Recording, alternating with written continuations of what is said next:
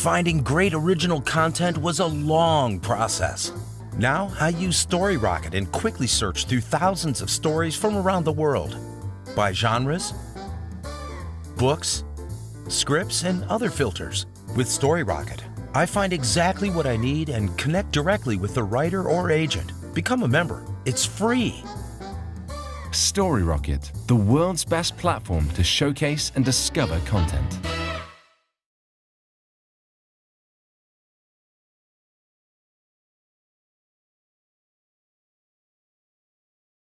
And hello, everyone. Good evening, wherever you are today. And thank you for joining us tonight.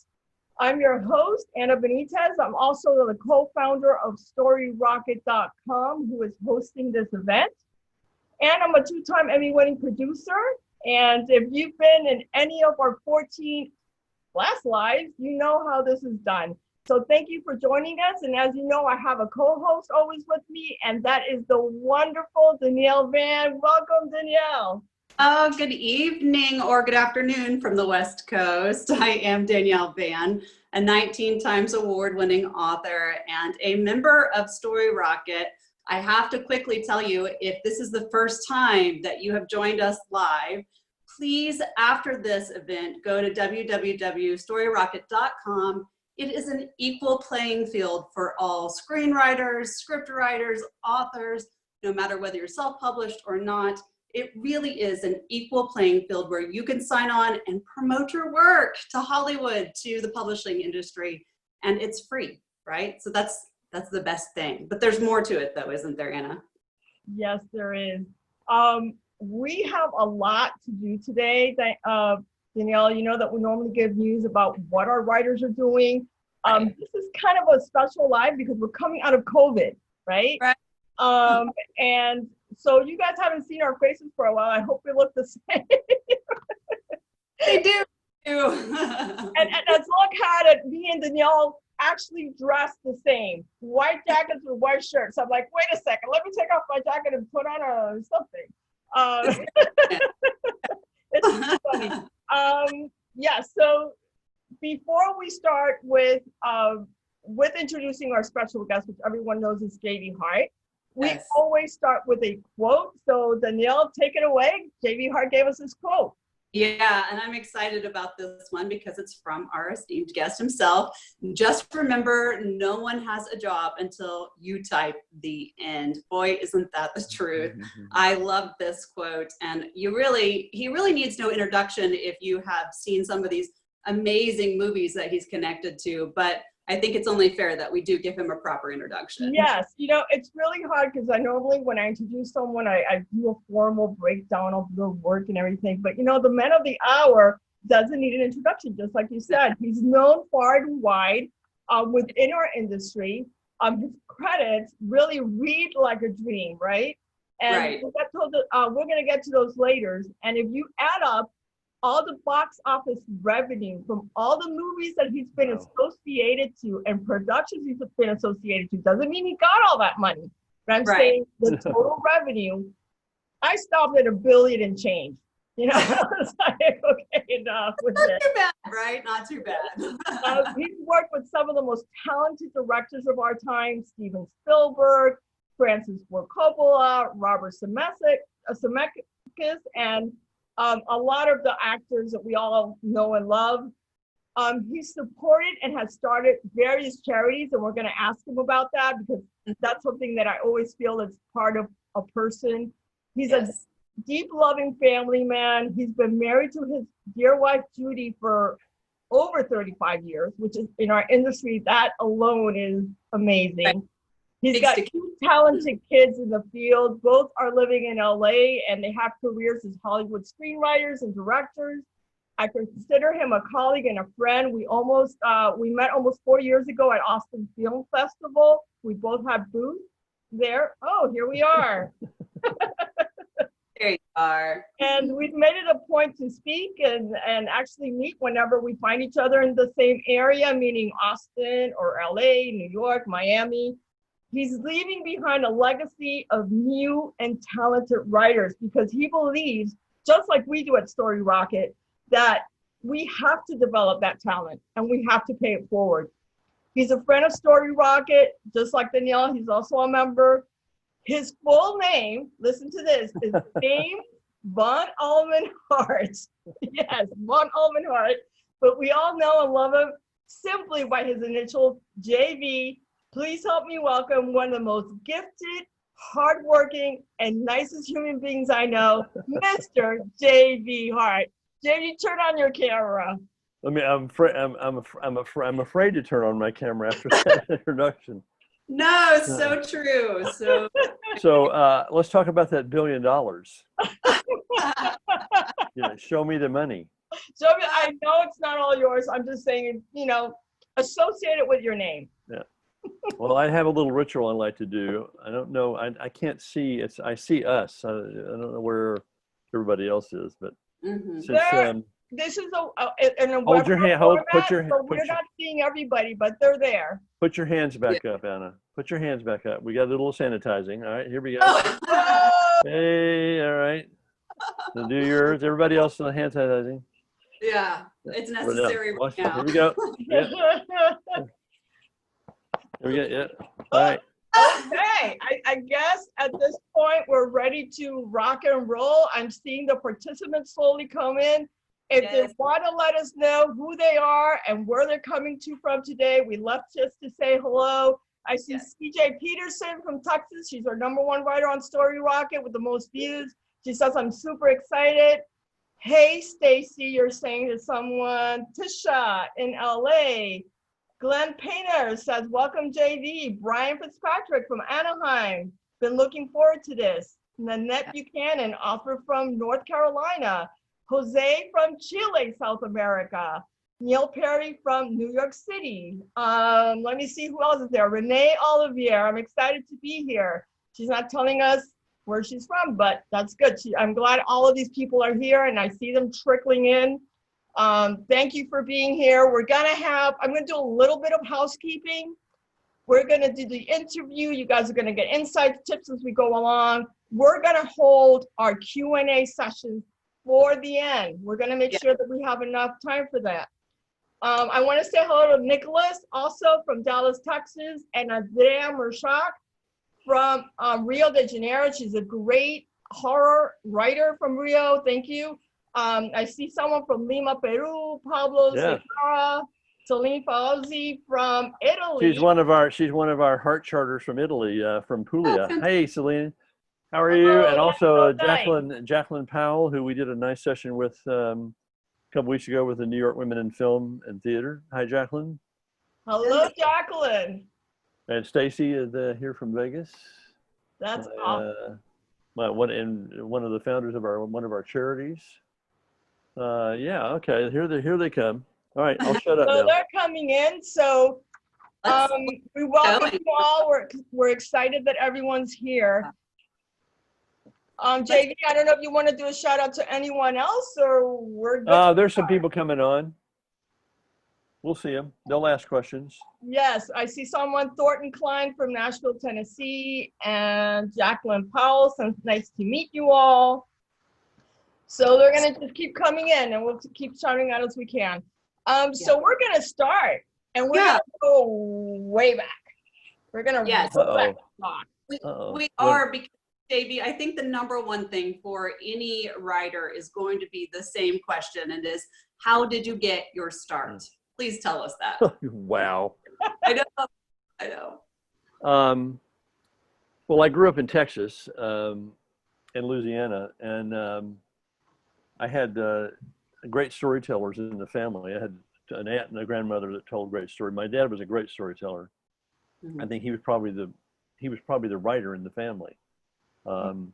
Years right before he died, right before my mother passed away, I found all the love letters that he had written to my mom from the Pacific during World War II. Oh.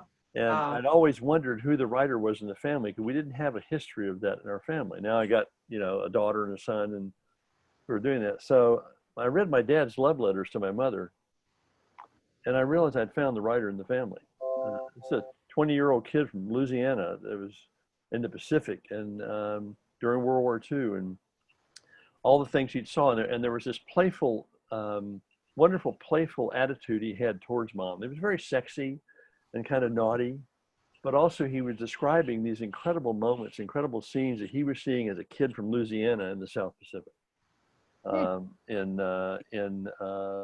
New Guinea. And I mean, he took a boat to Tokyo after the bomb was dropped on his way home. I mean, and he talked in such vivid and funny, but also very vivid terms. And he found a story to tell about everything, whether it was a turtle that he swam with in the ocean, or a tree they cut down and made a coffee table out of that we still have. It's in my son's, you know. So I think, and plus he also, he loved the movies. After a softball game or something he was a big softball guy, we would all pile in the car and go to the Twin Drive-In in Fort Worth, Texas, and watch a double bill, you know, at 9 o'clock at night. And when my brother and I were just kids, they'd throw us in the back seat of the station wagon, and we'd go to the drive-in, and they'd wait for us to fall asleep so they could make out. So, but he raised us on movies, and my mom was the artist in the family. She was the musician and the Mardi Gras queen and all. She would take me every Saturday to the Gateway Theater. Everybody has to have a Gateway Theater in their life, I think. And we would show up at 10 a.m., pay 25 cents, and our parents would pick us up, or we'd walk home at 4. And we spent the whole day in the movies. Wow. We had serials, we had cartoons, we had a double feature, you know, and this is where I got my education in film. And we would come home and act out all the movies. We'd get together on Saturday and act them out, or Sunday we'd act them out after church or something, you know. And so the whole idea of making up stories and telling stories was part of the culture I grew up in. And the Southern culture is, we're known for a lot of bad things, but we're also known for having produced some great storytellers. That's true. And I guess I benefited from that. So very early on in school, I started writing, and I didn't know you could make a living as a writer. It never occurred to me that, you know, that somebody actually wrote this. This is a book. I was big into books. So when I finally did start writing, which wasn't until college, when I actually started writing, nobody was surprised. I had started out as a producer, raising money in Texas to make films, but I was also outed by my English teacher, Geraine West. I'll never forget it. My freshman year at SMU, she outed me. She read my essay out loud, anonymously.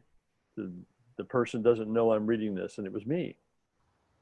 And then she outed me, and she basically told me, this is something you need to do. And to make a long story even longer, the person that really outed me was L.M. Kit Carson, who, those of you who are filmophiles, if just go look up L.M. Kit Carson. Kit was part of the leader in Texas of the independent movement. Very early on, he did a film called David Holtzman's Diary, and he helped Wes Anderson get started. I mean, he worked with Dennis Hopper. He had so much influence. Dallas Film Festival. I mean, for years he was sort of a legend. He was a journalist, and I was in film class at SMU, which I couldn't wait. A film class, an actual class about film, where you didn't pay to go to a movie, but you went and learned. And I raised my hand and asked questions after he showed us his film. And he, after the class, said, "Come here, we're going to have coffee. Come on." And at that coffee, he said, "This is what you're going to do for the rest of your life. You're a writer. You're a storyteller. This is what you need to do." So I had some help along the way to sort of push me in that direction. Yeah. And I fought it. I didn't want to write. I didn't think. Really? I didn't think you could make a living at it. I didn't know it was. I wasn't. Tennessee Williams or Eudora Welty or any of the great Southern writers, and I didn't understand at that point that somebody actually wrote a film. I just thought Robin Hood jumped over the hedge in Sherwood Forest and said, "Welcome to Sherwood." I thought that the actors did that, So it was at SMU where I finally learned and started writing. That that's play, wrote a play and people came and saw it and said, "You wrote this?" And yeah. So I had some encouragement along the way, but I resisted the hell out of it. wow. That's so interesting to know, because I think a lot of people out there, they start by maybe writing poems, writing blogs, doing something for a magazine. Then they say, let me try a longer format, and and if they get encouragement along the way, and I think that's kind of like our role too, that we encourage people. I want to know, who gave you like your first big break as far as really a work in the industry? Who gave you that first big break? Wow. Let's see. We raised money out of Texas. I made a film called Summer Run that Leon Capitanis wrote and directed. That's how I met Judy, my wife. She was actually an actor in the film. Right. And it one had nothing to do with me. So I showed up in New York with a cowboy hat and blue jeans and boots. Everybody thought I was Midnight Cowboy. That was the way we dressed. I think the person and I had produced a couple of low budget films and gotten burned and really did not like the experience. And I sat down to write a script about my college days at SMU called Frat Rats. That was it was before Animal House. And in writing that, I got the attention of a producer named Arnold Coppola, who we lost recently a couple of years ago. But Arnold was produced some of the most amazing films later in his career. But he gave me my first job to write. Paid me $12,000, and I got to write about my male cheerleading days in Texas. the adventures of a male cheerleader. It was called Gimme an F. It finally got made horribly, but I actually got paid to write, and that changed everything. Up until that point, I had not even put my real name on the two scripts I'd written.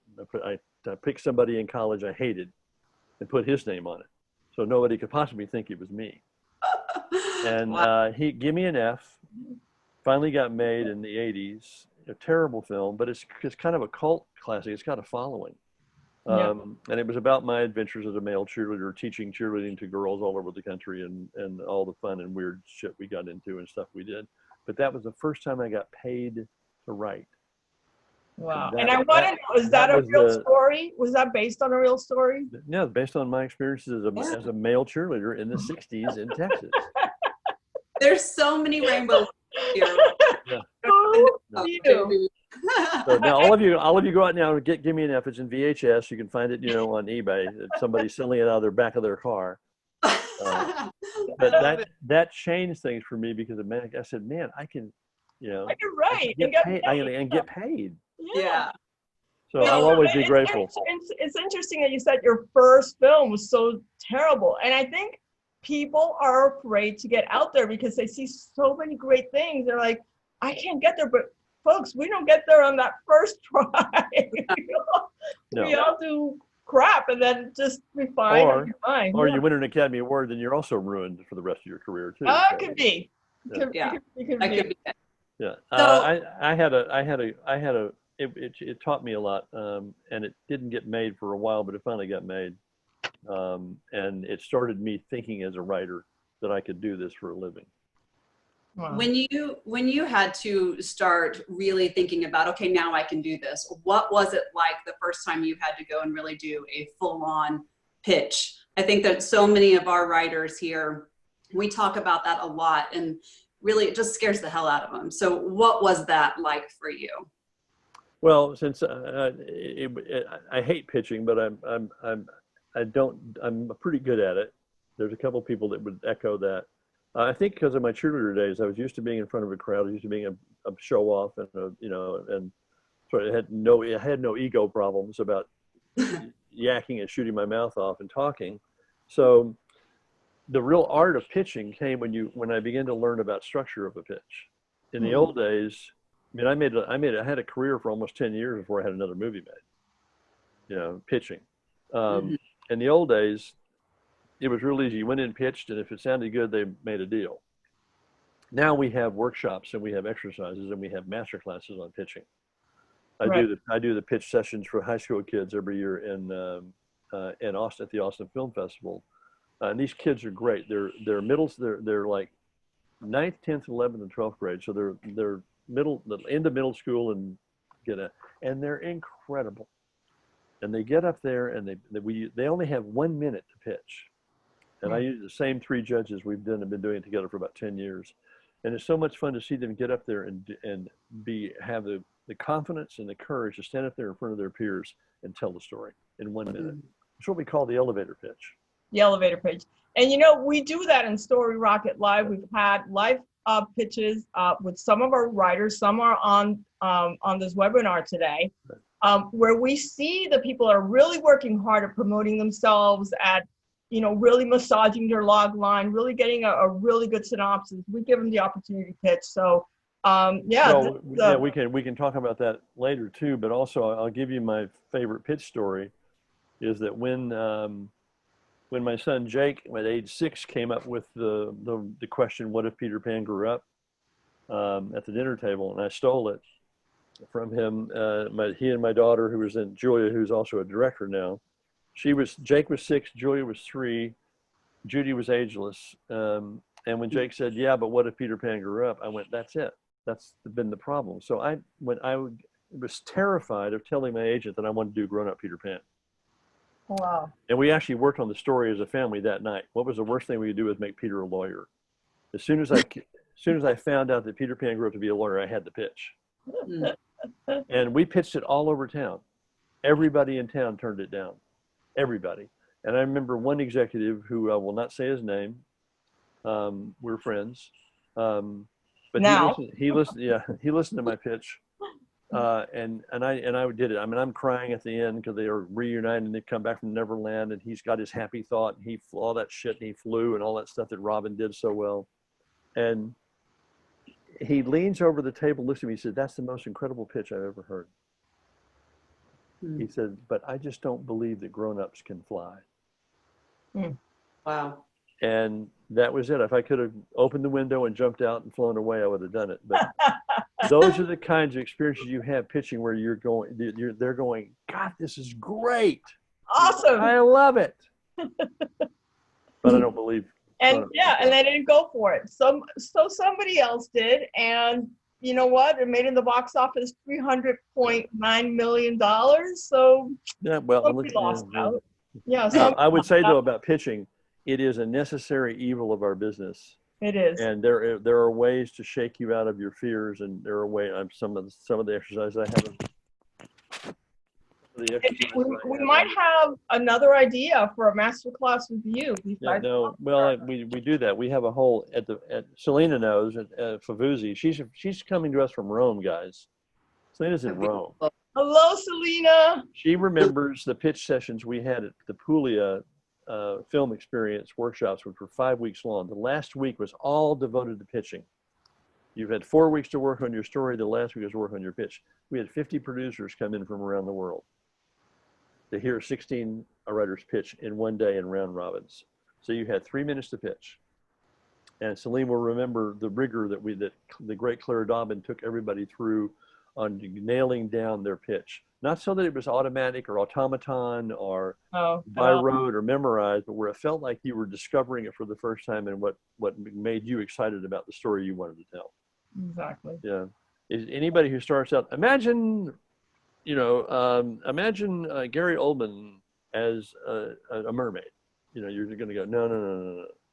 We open up on a high angle shot drifting down over the, no. So, and she'll remember how excited they were, because that you really did get in, you got excited, you got pumped up about it. It's like going like a gladiator going into the arena. You're pumped, which is the way you should feel about pitching. My son is the best pitcher in our family. Jake, it blows me away that he takes those pitches that he memorizes and makes them sound like he's telling it for the first time. So a lot of it is just having the personality, letting your personality out, letting the you go, and not worried. Don't be worried. Just if you're scared, pretend everybody's naked and sitting on the toilet.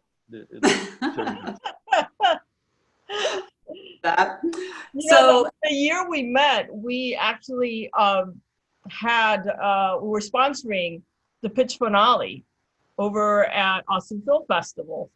And the person who won that pitch, and it's really hard, about 300 people come and pitch. 25 are selected. They go on stage. They go live in front of a full house in a big bar in Austin. We have Hollywood execs on a table. And the guy who won is the shyest person I've ever seen. But he was pitching a story of basically a 35-year-old loser, you know, someone that had never had, you know, had lost his virginity. He's just like kind of lost in the world. And he was able to do it so authentically and so amazing that the room just like roared when he finished. It was, you know, and you think this guy cannot pitch. Yep, he won. He actually won the thing. So we're going to talk. I mean, you have so many movies that it's unfair to talk about all of them because we'll be here for 2 weeks. But you started on Hook, and it is one of my favorites. Mm-hmm. So we're going to talk a little bit about Hook because it was really your big first movie, 1991.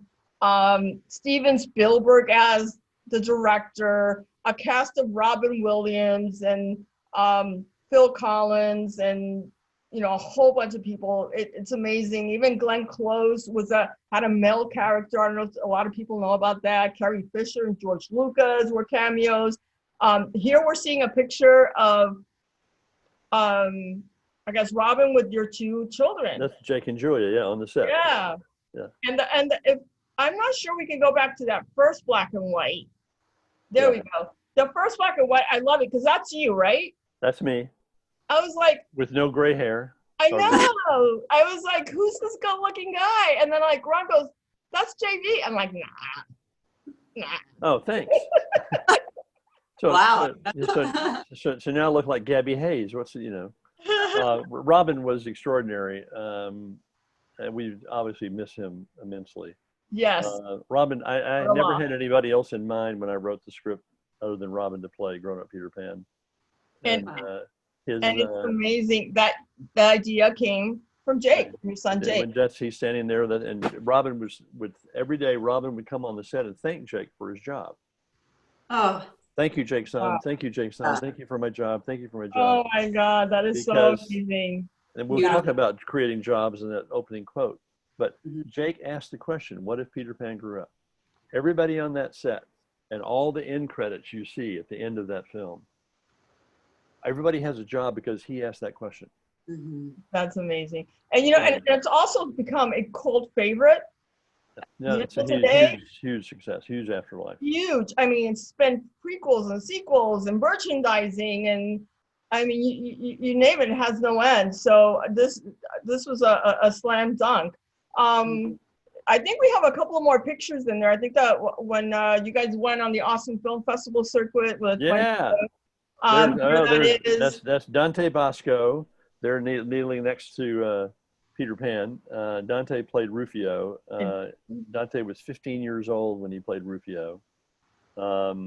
That's Jimmy Matteo, who played Don't Ask, one of the Lost Boys, and Jake, who they've all become very good friends. In fact, Jake and Dante are working on a Rufio origin story that we're hoping Mr. Spielberg will approve. There we are on the set of the little short film that Dante did with a group about Rufio's origins. So that sort of sparked the idea. And there's Jake. And Bangarang. Dante Bangarang. That's it. And Dante has been such an extraordinary young man. He is Rufio, but he's also generous and with the Filipino community, Latino community. And he and Jake we've all been friends since the very beginning. And when Dante decided he wanted to do a Rufio project, because Rufio has a gigantic cult following too. He's still Rufio.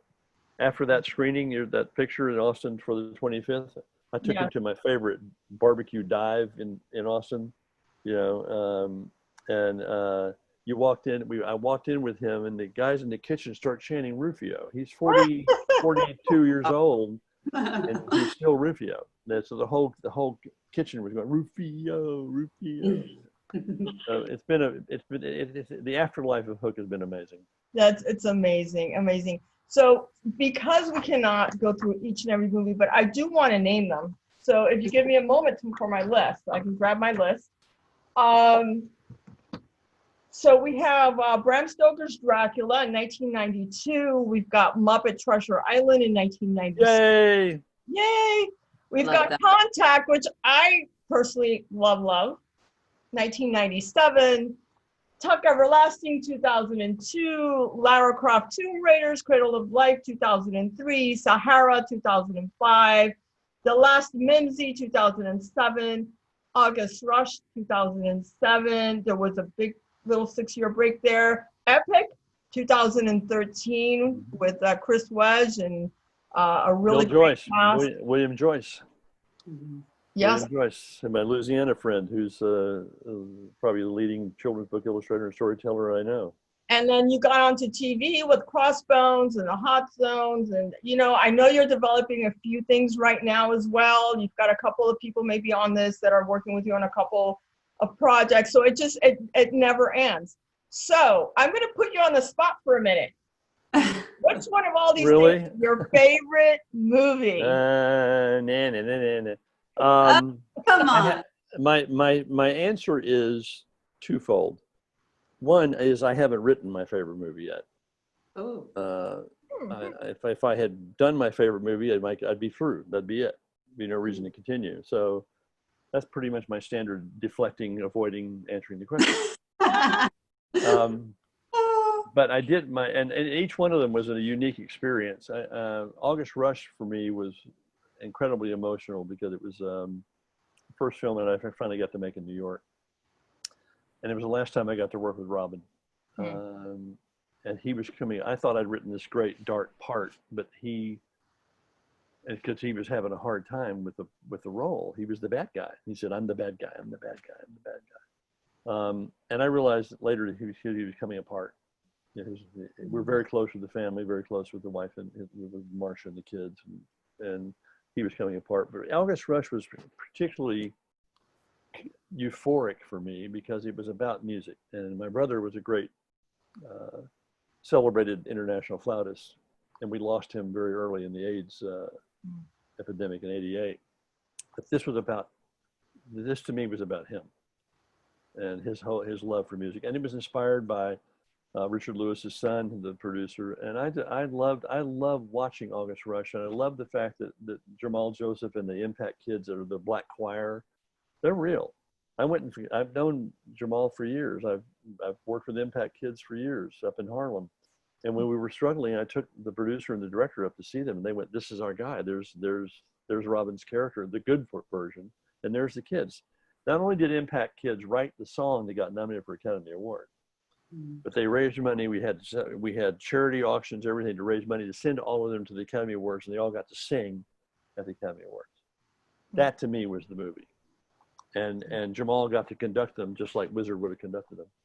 And I guess the most complete experience as a writer was Dracula. Working with Coppola was I don't know if I'll ever be able to recapture that what I've learned. We're going to talk about it when we talk about the heart chart. We're going to talk to you about a really great anecdote that you have. But right now, we want to make sure that people are still on their toes. So we have a poll. So I see people writing, "Oh, Contact was my favorite." I see August Rush is my favorite. I see all this. So we have a poll right now for all of you guys. Our category is JV Epic Screenplays. So please choose your favorite movie from the list below. Hook, Contact, Sahara, Lara Croft Tomb Raider, Bram Stoker's Dracula, Muppet Treasure Island, Epic, or Not Sure. So I'm going to click Not Sure. You can't participate because you're a panelist. Okay. I abstain. If you are on a smart device, then you will need to scroll up in order to hit submit. So if you don't see the submit button, scroll up on your screen and then you can add it because we will have instant results. We want to make sure your vote counts. Exactly. Scroll all the way to the bottom of that page and you'll see submit. So we're gonna actually do this real time. We're gonna start this poll. I'm not controlling this. Bianca is in our control. So we're going to give it about 30 seconds. So this is your time to vote. Someone says, I still have Muppet Treasure Island VHS in my living room. Love that. And that is David Gia. And you know, I do know David Gia. He went to school with my son at University of Miami, and he's a filmmaker over in LA. And he's a young kid. What are you doing with VHS player, David? What is a VHS player? Exactly. I just, you know, these kids. All right, so let's tally up. Let's tally up to see what people voted. Here we go. Wow. Wow. Close. Look at the two. You're not willing to say what your favorite movie is, but our crowd just did. Hook, 31%, Contact, 20, Sahara, 6, Lara Croft, Tomb Raider, 6, Bram Stoker's Dracula, 20, Muppet Treasure Island, 9, Epic, 6, and Not Sure, at 3%. So, all right, I guess we could close this poll. That's over with. Thank you for participating, everyone. And we're gonna go ahead now and talk about, let me see, I have a rundown actually. We're talking about the heart charts right now. We're gonna start talking about the heart chart. Yes. And you know, the heart chart is so important because I think this is where you're leaving really a legacy for all screenwriters into the future. And you know, it just talks about your brilliance that you thought, how can I show more people what to do as a screenwriter and be successful? That's how I see the heart chart, that your heart is really in it to help more people, because let's face it, you're expensive on a daily, you know, one-on-one. Guys, it's about $3,000 to get J.V. Hart on a one-on-one on a daily basis, but he figured out how to give you his knowledge through an app to be able to impact more people. So this picture right here, JV, is the early days, your first heart chart. Tell us about this. Well, this is not exactly the first, but those of you that know who this is, I'm shaking hands with. This is the great Chris Vogler, who wrote the writer's journey and memo from the story department, who was responsible for the success of Lion King. And I've been an admirer of Chris's for a long time. We actually did a workshop together years ago when both of us were sort of starting out. This is in Puglia. Selena will remember this, if she's still awake. I brought Chris to Puglia to work for the first week was all his. And he has a whole method of doing a chart that uses the Joseph Campbell sort of hero's journey method. And he loved what I would do with the heart chart. We'd never done one together. So we took a film that he had actually consulted on with Darren Aronofsky, The Wrestler, and we applied the heart chart signposts and questions and methods and rigor to his version of The Wrestler. And this was the first combined chart we ever did. Now we're talking. This is one of the first charts. This was a Equinox Workshop in Munich, Germany. God, 1995, 96. We had to hand draw them in those days because that's how we did it. That's how I didn't have an app or anything that did it. We hand drew them. Wow. This was called Scanners, and it was the young man next to me, Hans, a very successful German director for doing drama, had wanted to do this crazy ass science fiction film about stealing people's minds from, and using them to commit crimes and stuff. So we had just charted Scanners, and we had all realized our minds were completely gone. So, but this was a very early, this is, from 1995, 1996, when we first started the idea of the chart, where you can actually begin to see the ups and downs your characters go through in the narrative journey. So here we go. All right. Now you see what the chart has become. Yes. What the chart represents is the emotional journey, sort of the heartbeat of the soul of your characters. Each one of those colored lines represents a character. This is Dracula. Is it Dracula?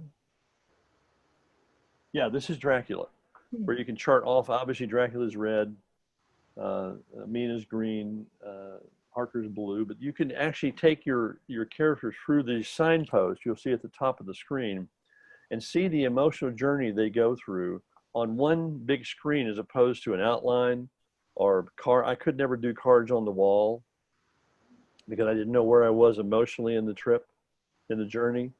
And it wasn't until I actually started assigning visual manifestation of your characters, what they were doing, and was it good or bad? Did it help them? Was it positive? Was it negative? Did it advance the story? Did it pull them down? Did it set them back? Till you get to the end, to the satisfying ending. And this was a real breakthrough for me that started with Coppola. This was a real breakthrough for me of getting my hands around character-driven narrative as opposed to plot-driven narrative. Exactly. Can you explain to our writers what that is? I know what it is, but I know a lot of our writers are thinking, wait, not plot-driven, character-driven. Can you go ahead and also tell us about what Coppola. Well, I will. That last picture you showed was Cayman, where Stacey was at the K Film when we first started doing the charts at the Cayman Film Festival. When we were, there's the Cayman. This was one of the early charts at K Film where we were still drawing a whiteboard. That was at least 10. There's Stacey right there next to the chart. That's at least 10 years ago. All of this is developed recently. This all started. This started with Francis Ford Coppola. So if you don't think that these questions that I'm about to sort of present to you are meaningful, just remember that Mr. Coppola is the one who gave them to me first. I got a phone call from him. This is in 1992, about 3 months before the movie's supposed to open. And I'm back in New York. It had been a very difficult shoot, beautiful. I mean, everybody was stoked on the images and the cast and the characters and what have you. We'd worked so hard. We'd had rehearsals. We'd had the cast read the book. We had done radio plays. We'd had cards done. You know, the script. And Francis really likes to prepare. He shot the movie in storyboards and then added the soundtrack to it. So he was always had a running version of the film. I get a phone call at midnight, and Judy says that Francis is on the phone. And I'm going, it's midnight in New York. He knows that. So I get on the phone with him. He says, hey, listen, I hate you. I hate the film. I hate the script. I hate the actors. I hate the studio. I hate the fact that I ever got involved in this piece of shit project. You know, I want you to get on a plane and come out here tomorrow, and I want to show you that movie. And I'm going, great. 15 years of my life, and you know, I got the greatest director in the world, and he wants to kill me, you know, and the movie. So I flew out to San Francisco the next day, and that night he had me downstairs in the basement of the Zoetrope, the bowels of Zoetrope at the Godfather screening room with the big leather chairs and the cigars and the wine and the cognac, and two girls that spoke Romanian. So, you know, I just went, okay. He didn't come down to say hello. He called me from upstairs in his penthouse, said, okay, are you comfortable? Yeah. Call me when you finish the film and I'll come down and we'll talk. I went, okay. So we started about 10 o'clock. I got drunker and drunker as the movie got worse and worse. And I was so pissed off at the end.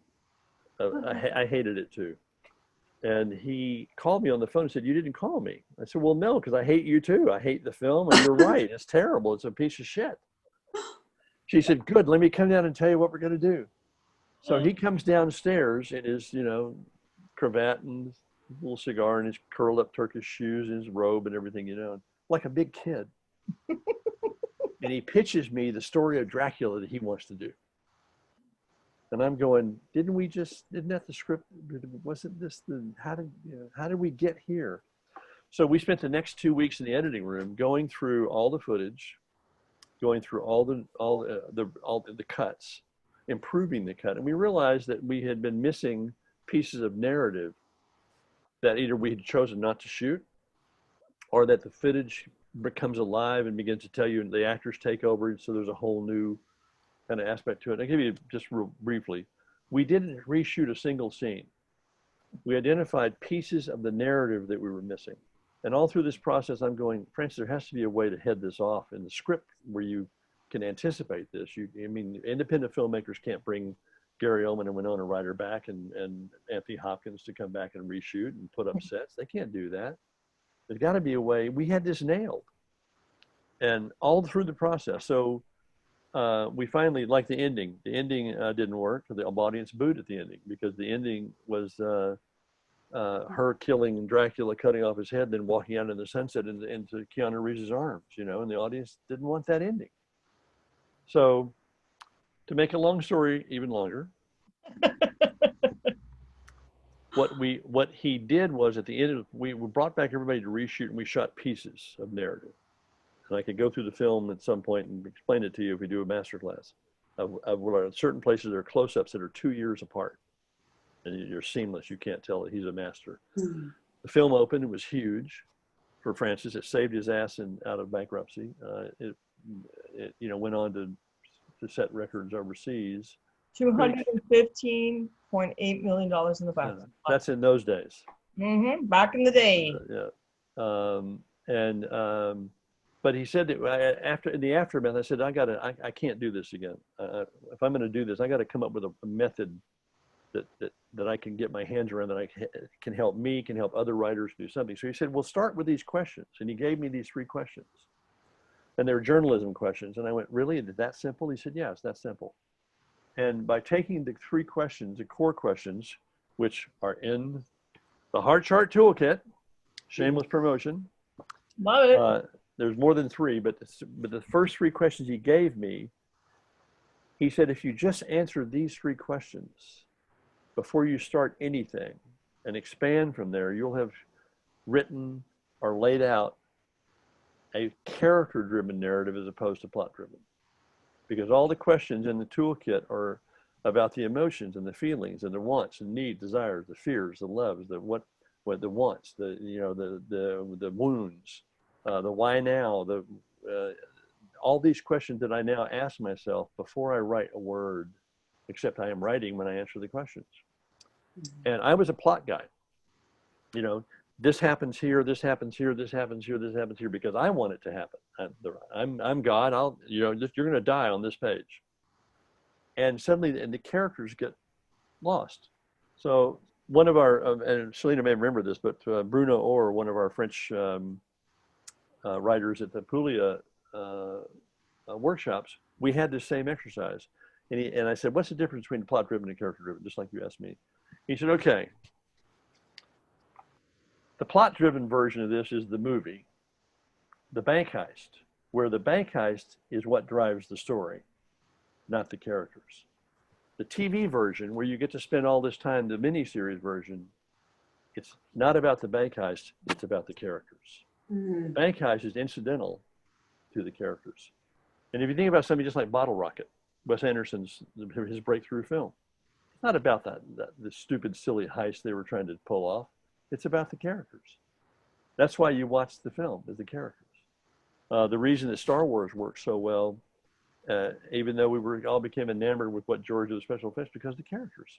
We wanted more of Han Solo. We wanted more of Princess Leia. We wanted more of Luke Skywalker. We especially wanted more of CPO and R2-D2 because of their characters. So when I started this journey after Francis did that for me, I developed 10 more questions. And I developed these signposts that I stole from everybody. That there are narrative signposts in the chart that every good narrative has. And Chris Vogler and I both agree on this. There are certain aspects of storytelling that is buried in the ether of the universe, and you cannot fuck with them. You can mess around with them, you can rearrange them, you can play with them, but you can't avoid them. Because if you do, exactly what's going to happen to you that happened to us in the editing room. You're going to go, what happened? Where did I go wrong? So I started doing this at Equinox and Austin Film Festival in the 90s. And it developed over the years where people say, can you do a book? Can you do an app? Can we have this on our computer? So in 2015 at the Austin Film Festival, the guy Goldstein came up to me, who did Writer Duet, said, I can do this as an app. Can you put that picture back up with the big screen, not the hand? Bianca, it's the one that's the more modern one of the, of the set. So we introduced this app which travels with you on your computer. And you can adjust any of the character lines. The jagged lines represent either an action sequence or high tension or an emotional upheaval. You know, it's really designed where the writer can do this for themselves. Bill Joyce and I did the very first epic talk through the Guardians of the Guardians of the Universe, or what are the Yeah, Guardians of the Galaxy. yeah, no, not Guardians of the Galaxy, the Guardians of Childhood. Oh. We did the first pitch to the animation to that on a 25-foot chart roll, and Bill was able to go through and point to the executives each point, and they would get the emotional impact of it as opposed to just hearing a story. Mm. They could see the kind of downtick or depression or drop back or setback or progress or high or low that the audience was being taken through. So this is a whole separate class, but it really has helped writers and filmmakers all over the world take the mystery out of breaking that story and because I want this to be a very mechanical process. If you do what the chart toolkit takes you through in terms of the strategies, you'll unlock all kinds of lightning and all kinds of spontaneity. And what it enables you to do is put that lightning in a bottle and put it on the shelf so it's there when you come back to it weeks later. I'm working on, here's a book I'm adapting. This is what you do with a book you're adapting. You read it and you make notes. This is Tolstoy and Sonia, which I'm adapting now for a Russian company. And everything I'm doing with this adaptation is I'm using the tools and the charts that I've been using to survive all these years. It's a survival kit. And I did the first part of this a year ago and had to put it down to go do other stuff. And because I had done what the toolkit told me to do and made me do, it made me write. I could go back and take those pages. Here are the pages right now. And I'm adapting the work that I did a year ago. So I'm not facing a blank page. And that's my claim. You'll never face a blank page. Some shitty ones, some crappy pages you want to throw away, but you will not face a blank page. This forces you to write. You will never be blocked. If you're blocked, I'll give you your $2.50 back. But you said you will never face an empty page again. And, those people are with us tonight, or they're going to be seeing the recording, because a lot of people, thousands of people come later and see the recording. We are going to open up a masterclass with J.V. Hart, where he's going to help you guys get started with the system. So, and don't worry, it's not going to cost thousands of dollars. That's the beauty of this. And it's being done for the audience of Story Rocket. So we're really excited about that. There's going to be more details coming after. But I want to talk about now. Let me give you one more thing. Let me give you one more quick thing. Go to heartchart.com. Just check out what we do. And if you decide you want to order the toolkit, I'll give you a code and you can put that on the screen for them. If you go to the heartchart.com and you decide you want to buy it, there's a 20% discount, which gets you a free masterclass viewing. It's Shelter 20. Because I believe that we're all shelter in place writers' room bunkers right now. We're in the ultimate writers' room. So Amen. That's perfect. And for those who are thinking of joining the masterclass with all the details, that's going to be one of your bonuses. Yeah. So stay tuned for yes, that. you get it for free. Exactly. It's going to be one of your bonuses. So one of the things that I love looking at your body of work, and we're talking about the masterclass in teaching others your skills and your craft, is that you've been able to take your craft all over the world. And, I love that. I think, what else can someone leave as a legacy that you just go from Norway to here we are. Here's the first stop. Tell us a little bit about this. Schloss Elmau. That's the same bench that Barack Obama and Andrea Merkel had their famous photograph taken at. This is in the Bavarian Alps? Bavarian Alps, yeah. The Equinox Workshops have been going on for almost 30 years. I did 20 years with them. Writers and advisors from all over the world would come, 10 advisors and 10 writers, directors would come for a week and for intense one-on-ones. You'd have one-on-one sessions in the morning and one-on-one sessions in the afternoon. So you weren't getting a group, you were getting individual input from each one of these very, very talented writers. David McGee, Frank Pearson, Sidney Pollack, Stephen Schiff. I mean, the list of Callie Curry, the list of writers goes on. And they were and this was our sort of anchor. We always loved going to Schloss Elmau because it was up in the Alps, and it was just, there was no reason to leave. You know, you had a great intimate experience. It was somewhat like Puglia, where we kept you in a really beautiful environment. And there've been almost 200 films come out of the Equinox workshops. Some of them international. A couple of best foreign films for the Academy Awards.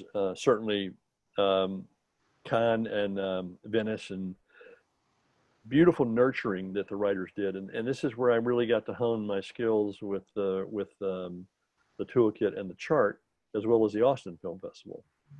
You know, I think we skipped a little part that I wanted to show people about your man cave, your screenwriter's man cave.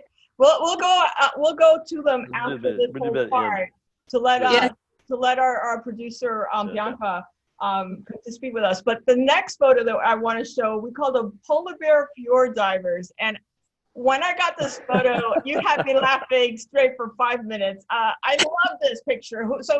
Who are these crazy people in the middle of Norway? Those are 4 German directors with me. And this is up in the fjords of Norway. This is at a beautiful hotel, the Hotel Kviknes, a very large old wooden hotel. The fjord is right. We're just coming out of the fjord. Fjord is about 40 degrees Fahrenheit, you know. And so I started this club. We started out with Siegfried. I'm Sigmund right there, the one with the bikini and the beard to my right. Siegfried and I were the first 2 to do it. We went in every day after our story sessions to see we'd swim out to a place and swim back and see how long it would take before we just couldn't feel anything. And it woke you up and it stimulated you. And it was also just to show that, that writers do know how to have a good time. Of course, we were drinking seriously, heavily after this and before to get up the courage to go jump in the water. But this is another Equinox workshop. I think a lot before. A lot before. Yeah, The antifreeze. I missed. It was a wonderful. I missed those workshops. They were spectacular workshops. That's amazing. The next picture up, I think, is with Sir Richard Taylor. Richard Taylor at Weta. That's David McGee standing next to Richard Taylor, who did Life of Pi, Finding Neverland. He's doing Little Mermaid for Disney. He did Mary Poppins. David and I were met at Equinox. We met at Finding Neverland and became great friends. Claire Dobbin, who's next to David, she's the head of the she's one a legendary, notorious script editor all around the world, and my good buddy. And she runs the Melbourne International Film Festival. That's my wife Judy and me and Richard Taylor, who started Weta. And and for those who don't know Richard Taylor, he is one of the big creators behind Lord of the Rings. All the costume, all the props, everything that makes the magic of that movie, he's done it. So that's a great picture. And next we're going to go to Puglia, that you've mentioned so much. No, that's not Puglia. That's Ireland. Oh, no, this is Ireland. There's the Puglia writers' room. That's Ireland. That's where John Ford shot John Wayne in The Quiet Man. This is when the volcano went off and we were stuck in Ireland. What a terrible place to be stuck. No planes in or out. And again, another Equinox workshop. That was an inspiring place to be. But also, you get to go to stand where John Ford and John Wayne made Quiet Man is another one of those. I would only be standing in that place, and I'll tell you one more story about that, because I'm a writer. I would never have gone there as an accountant unless I was with a tour bus. Or especially a lawyer.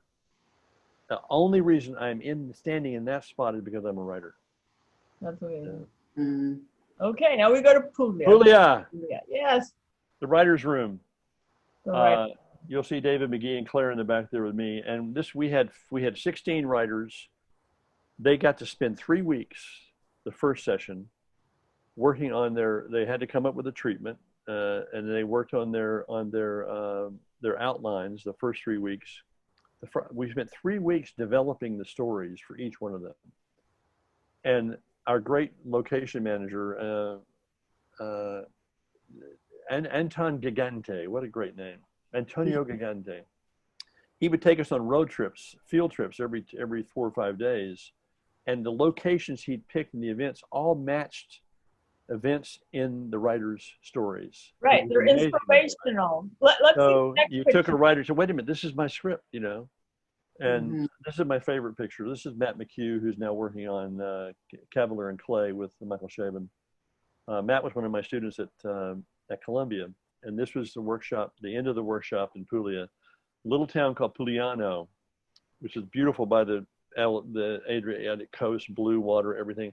Not a stitch of graffiti, not a cigarette butt on the ground. I mean, just spotless and just perfect. And we all wanted to live there. Let's rent a place and come here and write.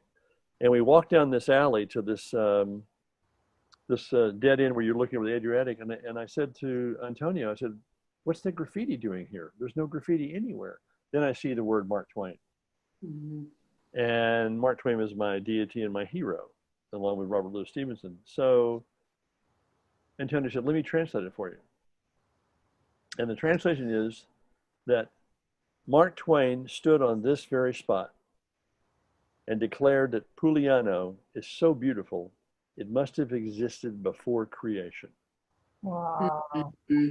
Wow. And again, I'm standing there going, I'm standing here where Mark Twain stood, looking at the same view. And again, the only reason I'm in that spot is because I'm a writer. Wow. Being a writer is what took me to this opportunity. You know, and you're talking about inspirational places, and you know, like I said, we skipped where you got inspired to write a lot of your stuff. So I'm going to give a moment to our producer Bianca to go and look for those. But you call that the barn, but what a barn! So Yeah. you have pictures of your initial barn. It's no longer with me, but it travels with me everywhere. This was Yes. Pound Ridge. We lived in Pound Ridge for a little over 20 years. That barn was actually brought piece by piece from Napa Valley in the 1930s by an architect named Hiram Halley. We did a bunch of the colonial houses in the Pound Ridge area. This was the center of the universe for us for 20 years. The kids always had, Jake and Joey had their friends up from college. I was downstairs with the two former garages where that was my study and my office and my library and everything. And I wrote August Rush there. I wrote Epic there. Bill Joyce and Chris Wedge and I would sword fight out here in the front yard. You know, I wrote a bunch of scripts there. I wrote Jack and the Beanstalk there. I wrote Sahara there. I wrote some things that didn't get made, like Snow Goose and Kent State. But it was, and then the kicker is, there you go. That's my trashy. That's my favorite. That was my man cave. We see the picture. There's a picture of Alfred Hitchcock. It's out over there on the floor. You can't see it to the right. But there's a picture of Alfred Hitchcock holding a dead chicken that Albert Watson shot. And when we were selling the house, a couple showed up and said, "Oh, they saw Alfred Hitchcock was hanging on the wall back there. Then, oh, you know about Alfred Hitchcock in the barn?" And I went, "No." And it turns out that Alfred Hitchcock had his name is Norman, not Norman Gorwood, but he wrote Asphalt Jungle. Alfred Hitchcock imprisoned the screenwriter there in my barn and forced him to write The Birds. And I always knew there was something about that place, and because Alfred Hitchcock was always on the wall looking over my shoulder. So the Birds is written here in this barn long before I ever showed up. But yeah, the barn I miss. It was my favorite clutter. And the new barn, which is there's some of the same stuff. That's where I'm sitting right now. That's my daughter's old bedroom in New York, where I am now and have been in shelter for the last 3 months writing. You know, and I have to say, it's so important as a writer to have your little quiet spot, even amidst that. Right now, as a lot of people are sheltering in place, you know, kids are running around, right? You're homeschooling. You do all, you know, you're doing so much, you're juggling so much, and having that little corner, even if it's a little corner for you, is so important. And I know that the way you get things done, and you might want to share it. We were talking this morning at 6 a.m. You were up and working. You said, "Hey, I'm to work." I'm a woo-goo. Selena just was saying something on the chat. I'm a woo-goo. I want to two things I want to debunk or demystify. The barn travels with me now. It goes wherever I go. I can write anywhere. And it's important to not get so wed to, well, I have to be in that chair in that spot this time of day, this or that location. What the laptop has done for us in the old days, most of you kids don't remember the fact that there used to be IBM Selectrics that, you know, and I had the first compact computer that was like a sewing machine that I wrote Hook on. it's important to have a place inside you that travels with you, that gives you that feeling and gives you that sense. The barn is always with me now. I even take stuff with me that travels with me. It's important not to become dependent on a time of day or a time and place to write. If you do that, you're going to be behind all the other people who are trying to get ahead of you. I am a woo-goo, and Shalene knows what a woo-goo is, and so does Stacy. And I think so does Romina if she made it on. Romina was having a hard time getting on. A woo-goo is a wake-up. A woo-goo is a wake-up, get up.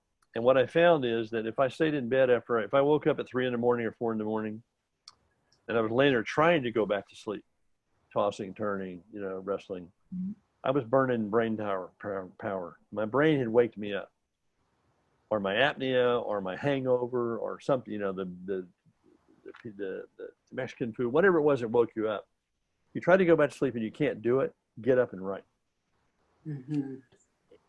You will write, and you will calm down. You will go back. You want to go back to sleep. So woo-goo is wake up, get up. And I just if I wake up and I'm laying in bed trying to go back to sleep, I'm burning some real precious creative time. Wow. So that's my rule. And it doesn't matter what time of day it is. If I fall asleep in my chair at 3 and sleep till 7, and then I wake up and go back to work. But it's important not to, I guess it was Jack London that said, you don't wait for inspiration. You go find the biggest stick you can and you go chase it down and beat the hell out of it. So that's the one thing the toolkit does. It doesn't let you wait to be inspired. It forces you to be inspired. So, but the barn travels with me everywhere. It just is. And it's a place that I will cherish forever as a writer. Wow. Beautiful. We know it's already an hour. I can't, Yeah. It's fine. There are people that have some questions, and I don't want to not. Yeah, stick around. If you're good with that, we can continue. We do want to talk briefly about the masterclass, and we do want to take questions. Yep. So we're going to take the pace up a little bit. But I wanted to show a picture of a masterclass that you did in Sao Paulo in Brazil. Rapa. There we go. And this was again all over the country. The storytelling is universal, international, and doesn't matter whether you're telling a TV series or a novel or a short story or a feature. The principles of storytelling are the same. And this was a great group. You can see the difference in the ages in this group. The youngest was, I think, 19 or 20, and the oldest was this gentleman over here who was in his 80s. So it doesn't matter how old you are. This whole idea of ageism is bullshit. It just is. I really love you saying that, because we have a lot of mature members, and they say, "Are we going to get a chance?" Yes. And you're right. If you write something somebody wants, you absolutely. But they're not going to. They don't know how old you are when they read your manuscript. That's true. Now this was Stacy was at this one. This was a workshop we did at AFI in LA. That's my son there on the left with the beard and a headband, and his writing partner Fred Goltz. I think he looked familiar. Yeah, he grew up. This is a workshop we did at the AFI for the Ivy organization, a masterclass. And again, what I find out at each one of these is how simple it is to unlock what people were afraid of or what people were worried about in terms of, I can't do this, or I'm stuck, or I don't know where to start. What this process does is unlock you. And you can't hide and go, I don't know what to do. I don't know what to do. It just says, well, then if you don't know what to do, answer this question. Now, wait a minute. Now I know what to do. I'm going to answer that question. Well, then answer the next question. Suddenly you're writing. So I never thought it would have this kind of impact on threshold writers and even professional writers who have great careers who are not too embarrassed to take the kit and go, oh yeah, I need to do this. I need to work on this. Yes. And I want to put one more picture up, which is actually a picture of your daughter. There's Julia and Judy. And Judy and your wife. And I always say it's unfair to when you have two kids to put one picture of one and they're both talented. I know Jake is a screenwriter, And Julia is a screenwriter and director. She's got a couple of big projects Her coming up. Star Girl is on Disney Plus right now, and Miss Stevens was her first directed film, and she's got a new one for Amazon. A Fast Color, I wish everybody would see. The distributor dumped it, but it got like top 10 critics' choices in several major newspapers. Yes. And the new one is with the marvelous Miss Maisel, Rachel, and a very different film, almost a 70s thriller that's going to be on Amazon. So That's awesome. she's on fire. She's on fire. Your kids are doing great. They're taking over the dad, and that's awesome. The kids are all right. All I have to do is sit back and wait for the first draft to come in. Jake writes the first draft. He will not let me write the first draft. Wow. So we're coming to the end. We're going to talk a little bit about our masterclass coming up, and then we're going to go straight to questions. And Danielle has those Q&A already. She's going to be monitoring that and leading the Q&A session. So the masterclass, as we spoke, is a masterclass for Story Rocket members. We're going to open it up to our whole community. It's not going to be in the thousands of dollars. I think it's going to come up about $175. And it's going to have two bonuses. So bonus number one is a masterclass writer's toolkit, which he's been talking about. And that's a $25 bonus. And also another bonus, which is a masterclass video, which is worth $50. So if the masterclass is worth $175, you're basically taking off $75 off the top for all your bonuses. On top of that, you will have 5 to 6 hours with the man himself in a small group session, kind of like what you're looking at, 20, 25 people together. And he's going to show you the ropes so that you can continue to develop yourself. I'm so excited about this, JV, because like I said, we're trying to bring our knowledge to the masses, leave an impact for future generations. I believe in that so much. Story Rocket, people think, oh, Story Rocket's kind of like a LinkedIn between writers and their work and producers and agents looking for content. Yes and no. It goes a little bit further. It has the development part, because you might have everything that, a great story in your hand, but if you don't know how to create it and how to develop it and how to pitch it and how to put a script together, or at least a Bible, you're not going to get anywhere. So those are the tools that we try to teach with Story Rocket. So, that's one of the things I know. I don't know, JV, if you agree with me that being able to have your pitch out there is just part of the story. You must get ready. Well, that's what I learned from Francis. You have to prep. The people that sit down and just start writing run out of gas, about 30 or 40 pages in. So prep is everything. And you don't just sit down and write the screenplay. You prepare to write, just like you prepare to make a movie. You have pre-production. You have pre-production to write that script. So, and the same thing with the pitch. The pitch usually comes after you've figured out the story. It should, but you have to prep everything. And it's a business that if you're not prepared, the business will chew you up. Wow. You will know the instant you walk into pitch that you're not ready for a pitch. You're not ready. Exactly. So we're going to have that masterclass information out to all of you.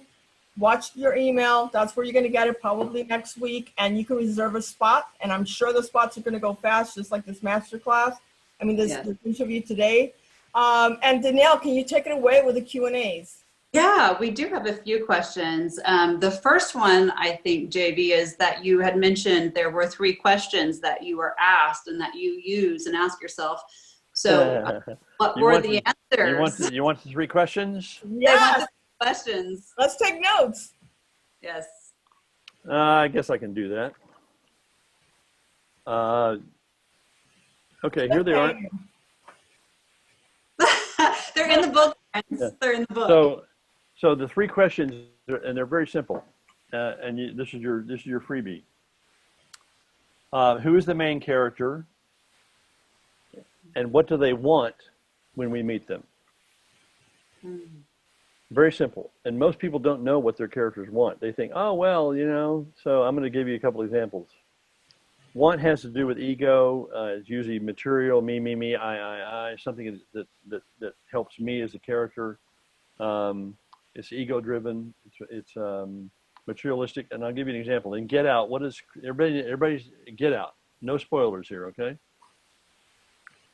In Get Out, the main character is Chris. He's a photographer, and he's in a relationship with Rose, who's this lovely, adorable, pristine, innocent white girl. So when we meet Chris, what does Chris want? And somebody, you can answer here on the chat thing. If you know what, just tell me what Chris wants. What do you think Chris wants when we meet him? That's actually going to drive the narrative. Anybody? Anybody? We're looking for someone on What does Chris want? the chat. What does Chris want? The Someone girl. says the Wrong. girl. No. Acceptance. No, wrong. The girlfriend. No, The girl. wrong. Accepted by the family. No, wrong. When we meet Chris, what he wants to do is stop smoking. Huh. It's that simple.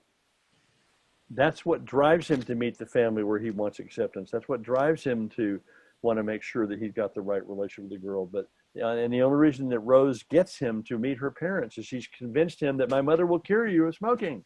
She'll hypnotize you. He wants to stop smoking. Now, what you're addressing there, and some of your answers are one of the other questions, which we'll get to. It's usually that simple. What does Indiana Jones want? He wants to find the Ark. That's what drives the whole narrative, is pursuing what he wants. So your main character has to pursue what they want to move forward through the narrative. Second question.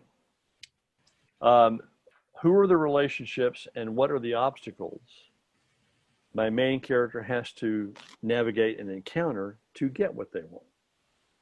And literally, you list, it could be a storm, it could be a shark, it could be your mother, it could be the woman you're in love with or the man you're in love with, it could be the earthquake, it could be yourself, it could be your schizophrenic, your neuroses, you're a serial killer, and you're one of your problems is you're killing people. But you just begin listing obstacles to get in the way of your character getting what they want. Indiana Jones, Nazis, snakes, the girl, monkeys with poison dates, fear of, all kinds of stuff to get between him and the Ark. Third question, and this is the one where Francis said, this is the trick question. In the end, does my main character get what they want or not get what they want? And is it good or bad for them if they did or did not? Did they get what they need? So Not what they wanted, but what they need. They get what they need. So let's go back to the Rolling Stones, where they had it real simple. You can't always get what you want, but if you try sometime, you just might find you get what you need. Mm-hmm. So need is internal. Need is the part of us we don't want anybody to know about, or the part of us that hasn't surfaced yet, or the wound, or the secret we're trying to keep. I'll go back to Indiana. Let me do another one. Well, what Chris needs is to get the fuck out. Michael Corleone. Does Michael Corleone get what he wants? No. No. Did he get what he needed? No. He got nothing. He didn't get this. He wanted to stay out of the family business, just to be married to Diane Keaton and have a nice, happy life, and have nothing to do with the family. And everything that was thrown in his way to prevent him from doing that, he ends up killing his own brother. So at the end, did Michael Corleone get what he wanted or get what he needed? No, he didn't get either. Was it good or bad for him? Guess it depends on how you look at it, really. Yeah, exactly. I mean, Indiana Jones, he pursued what he wanted. He pursued. Finally, when he's got the girl, they're going home. He's going to get a back rub. The Nazis show up and take her and the Ark. So now he's got to go back after the Ark again. He gets to the point where they're coming up the trail, and they've got the girl in her beautiful white, Karen Allen, her beautiful white nightgown, and the Ark and the Nazis and everything. And Indiana Jones is up there with a bazooka. And what's the great French character's name? I can't remember his name. He says, "Okay, go ahead and blow it to hell. You blow up the Ark. Everything you've ever wanted in your life, everything you've based your life on is right here. You're going to blow it up." And Indiana Jones says, "You keep the Ark, I'll take Ravenwood. I'll take the girl. I'll take the girl. That didn't mean it's it, but I'll take her. So he gave up everything he wanted because he finally, in that moment, realized what he needed was I can't think of Eleanor Ravenwood, was Marion Ravenwood. So he had to pursue that want all the way to nearly the end to discover what he needed. So those three questions, if you just answer those three questions, you'll have created a character-driven narrative with a beginning, a middle, and an end. And that's where you start. Fantastic questions. That's all you get. That's all you get, though. Sorry, you have to join the masterclass or have the heart chart to continue on with If that. you got that, I guarantee you just do that. If you're working on a script right now, if you're in a rewrite you're going to do, or if you're trying to break story, just start and do it for 4 characters. Do it for the good guy, the bad guy, the woman, the man, but start with your main character and tell their story.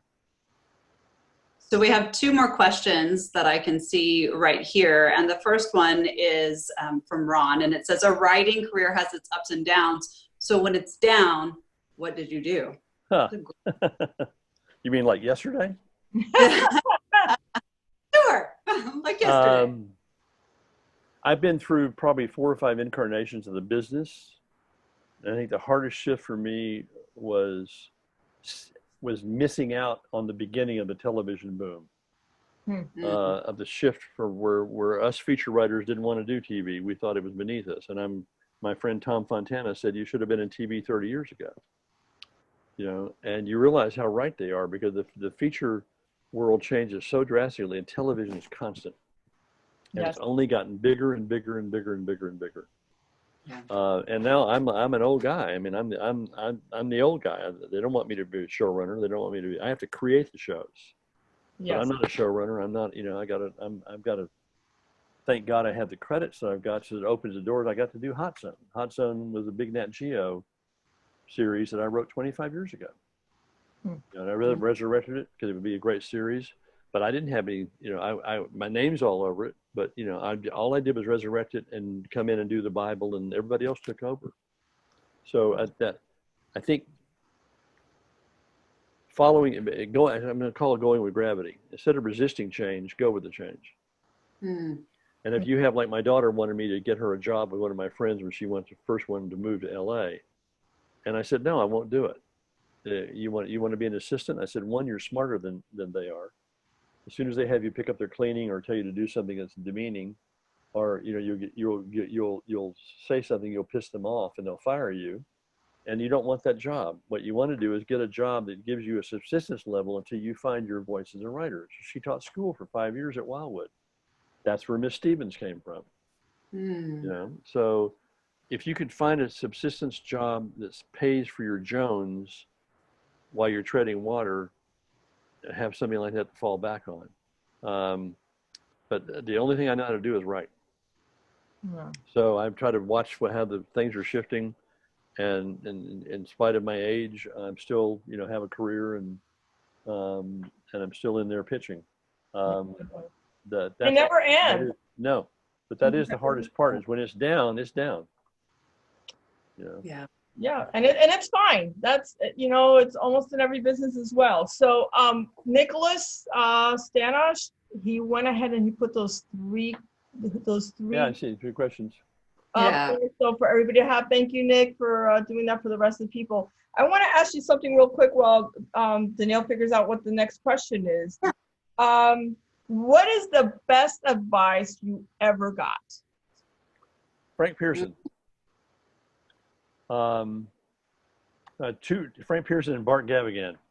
Frank Pearson, I went to Sundance, not as a writer, because they always turned me down, but as an advisor after Hook was done and we were doing Dracula, and I was invited to go to Sundance. I said, I don't want to come be an advisor. I want to bring one of my scripts there and have you guys tell me what to do. And no, you're way past that. No, I'm not. So, and I wasn't handling my success very well. I mean, I had Francis Coppola and Steven Spielberg, and I still felt like an outsider and really kind of at odds with the whole Hollywood system. I didn't feel, I was thrilled, but I still was not one of those people. And Pearson we went and got drunk at the Hole in the Wall Gang bar there at Sundance. And for those of you that don't know Frank Pearson, I look like Frank Pearson now. He wrote Cool Hand Luke. He did The Star Is Born with Chris Robertson and Barbara Streisand. He wrote Dog Day Afternoon. I mean, the fact that I was actually sitting in a bar with him as not an equal, but as colleagues, he was a great mentor to me. And he's the one who said to me, son, when you're feeling like nobody gives a shit about what you're writing and nobody's ever going to read your work and nobody's ever going to touch those pages, just remember that no director, no actor, no producer, no sound editor, no cameraman, no costume designer, no set designer, no focus puller, no editor, that even those two big directors that are doing your stuff right now, that nobody has a job in this business until you type the end. And that's where that came from. And I went, oh, Frank, thank you. And he's patting me on the back to make me feel good in a dark moment. And I didn't realize how right he was until 2013, when I was showing Epic to Japanese, to Taiwan animators. We were having a workshop over there. And I looked at the credit at the very end of the roll-ups. I was talking to it, I turned it around, and there was a credit that Fox puts on all of their movies. It said over 12,000 jobs are created in the making, in the production and legitimate distribution, authorized distribution of this film. Over 1 million work hours were expended in the making of this motion picture. And then it listed the 50 kids that were born during the time. And I realized that Frank was right. And if you don't believe me, don't get up and leave during the next in roll-ups when you go to the film. Sit there and look at them. Or if they're paying them on Netflix or something, look at the thousands and hundreds of jobs that didn't exist until some writer had the courage to sit down and type the end. Look at the in-roll-ups in Star Wars, or any of the Marvel, anything. I mean, I watched the film last night that all of those people did not have a job until some writer sat down and typed the end. Mm-hmm. That means that we're job creators. We're not just writers, we're job creators. The entire industry runs because of writers. And they don't always think of us that way or treat us that way. But as soon as I started thinking of myself as a job creator, that gave me another lift. Yeah, I'm creating a fucking job. I sit down and type the end. There are potentially thousands of jobs that will come out of that idea. That's what I meant with Jake. When Jake, when Robin would thank Jake for his job, because Jake had the idea. Right. Wow. That was one piece of advice. The other piece of advice would go with gravity, but I'll tell that at the masterclass. Okay, so still to come. We have another question. Yeah, let's make this our last question for the evening. So Alan G said, hey JV, a team and I are working on producing a pilot episode of sort of a docu-series similar to, oh, it just left. Hold on. There we go. Similar to a food travel culture show on Netflix that you would see. So since we can't write the script out for this type of show, what tips can you give for our storyteller part of it as we start talking to people in the community? Do you have any tips and tools for that? Well, I do a lot of work with documentary filmmakers, and you still have a structure of a story. In the world you're researching, there is a story. It's like any we didn't even talk about adaptations, but in the middle of a book, in the middle of an experience, in the middle of a story, or middle of a world that you're exploring and researching, there is a story. And you can apply the very same principles. There's going to be a main character or main characters or a group of characters you're going to follow in your food show. Stacey and I were trying to do a reality show about the lionfish invasion, following all the different kinds of characters that come together because of that invasion. You will find central characters that you will want to follow in your narrative that come out of your research. If you apply these principles in the signposts, you will still be structuring a story, whether it's an episode or a whole season. You'll still be structuring a story even though you're not writing the script. What you will do is write a scriptment or a scenario where you can take all the research you've done, all the world you've researched, the characters and the food you've researched, and you'll craft a story that you'll then either go out and find in your footage, or you'll design as you go. But the same principles structurally, a documentary has to have a structure just like a story narrative does. I'm not sure if that's, I don't know enough about what they're doing, but if they're just going off of research, there's a story in that research. Yeah, there's a story there. I'm gonna do one last question just because you brought it up. And it's the question, most of our writers in Story Rocket, there's a lot of screenwriters in there too, but our books, and these writers are interested in adapting their books to screenplay. So there is I guess, a dilemma. Should I try to adapt my own book, or should I just try to option that book and let someone else do the adaptation? Well, if you do that, you're going to lose control, and authors don't like that. I've worked with some authors that love my work and authors that hate my work of their adaptations. If you want to, like Danielle Page right now, a wonderful writer, best-selling author, Dorothy Must Die, and Fairy Godmother. I mean, she's very prolific, wonderful. And she's trying to do the same thing, to break into, she wants to adapt her work, and she wanted me to come on and be her guide, and the studio wouldn't let me. They hired some man who knows nothing about her work to adapt her book, and she's like terrified. So if you can be a double-edged sword where you can show up, here's my book, oh, and here's my first draft, and they read your first draft, and your first draft is palatable and worthy, then you've just made yourself the author of record of the first script of the adaptation. So anybody else they want to bring in has to work on what you've already done. It's a rewrite now. Yeah. So I urge authors to, and that's what I do. I work with authors quite a bit on adapting their own work. I'm working with a writer right now. I don't think they're on. I don't think they could get on. Kevin and Romina couldn't get on. But I'm working with a writer right now. Two writers who've written 6 full-length script episodes of a miniseries they want to do. One is based on a book. There's a whole method in how this is what I do with adaptations. I read the book, and I make my notes, and I find the story inside the book. And then the best experience I had was working with Carl Sagan, a living author who had never been approached by any screenwriter. Of the 7 screenwriters before me, not one of them had ever approached him to talk about the book.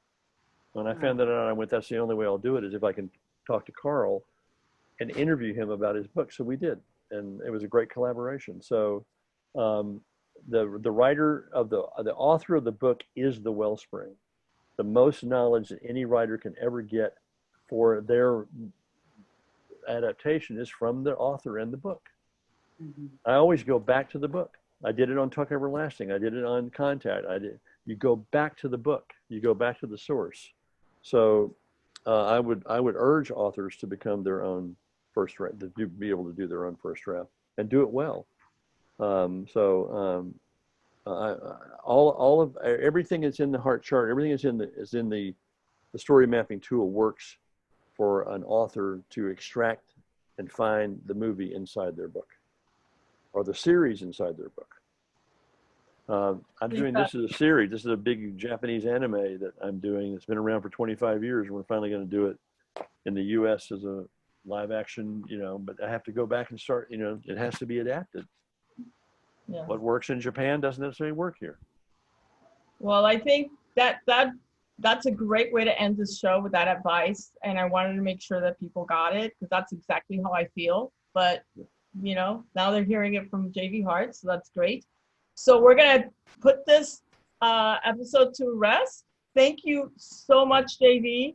This has been an hour and a half of greatness with you.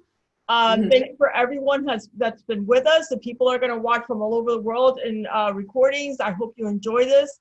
JV, we do something called Story Rocket Love, and it's a heart. You gotta have a heart. A heart first. I'm sorry, a triangle for the rocket. Yes. A heart. So and then a heart turns into a heart. I'm sorry, it's been a while. Come So on, we're Anna. gonna- My me heart looks and like Danielle my heart. are gonna send this love to you. It looks like the alien. Yeah, so triangle for the rocket and heart. And we're gonna send it to everyone that's been watching tonight. Thank you so much. Everyone's been so kind. It's been an hour and a half and no one's left. So thank you so Yeah, very well, much. go type the end.